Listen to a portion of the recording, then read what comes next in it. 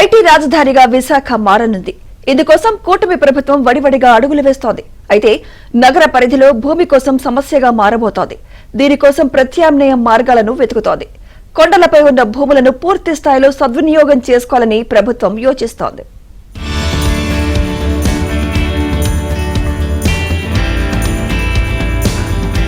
కూటమి ప్రభుత్వం వచ్చాక విశాఖపట్నంలో ప్రభుత్వ భూములకు భారీ డిమాండ్ ఏర్పడింది.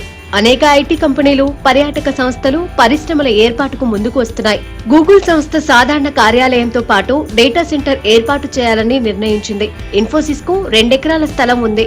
క్యాంపస్ ఏర్పాటుకు ఇంకా భూమి అవసరమని చెబుతోంది.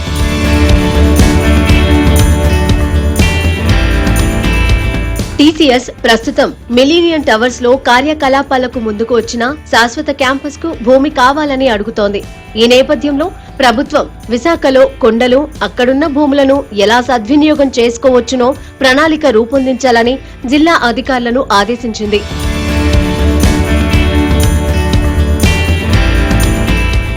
ముంబైలో కొండలను 100% సద్వినియోగం చేసుకుంటున్నారు. ఇక్కడ అలా లేదు. ఐటీ సంస్థలకు కొండలపై ఎకరాల కొద్ది భూమి కేటాయిస్తే చిన్న చిన్న భవనాలు నిర్మించి ఏదో అలా కంపెనీలు నడిపిస్తున్నారు. దీనిలో మార్పు తీసుకురావాలని పరిశ్రమల శాఖ యత్నిస్తోంది. ఇప్పటికే భూములు పొంది భవనాలు నిర్మించిన వారు అదనపు అంతస్తులు నిర్మిస్తే రాయితీలు, ఇతర ప్రయోజనాలు కల్పిస్తామని ప్రభుత్వం కొత్త ఐటీ పాలసీలో ప్రకటించింది.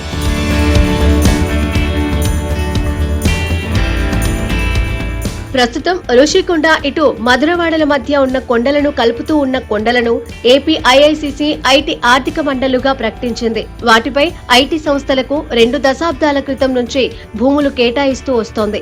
హిల్ నంబర్ 1లో 2 కంపెనీలకు స్థలాలు కేటాయించారు. మిరాకిల్ కంపెనీకి 5 ఎకరాలు ఇవ్వగా మరో కంపెనీ ఫ్లూయెంట్ గ్రిడ్ కు 2 ఎకరాలు కేటాయించారు. విశాఖ నగరం చుట్టూ ఉన్న కొండలను పూర్తి స్థాయిలో వినియోగంలోకి తెస్తే అన్ని విధాలుగా బాగుంటుందని కూటమి ప్రభుత్వం యోచిస్తోంది.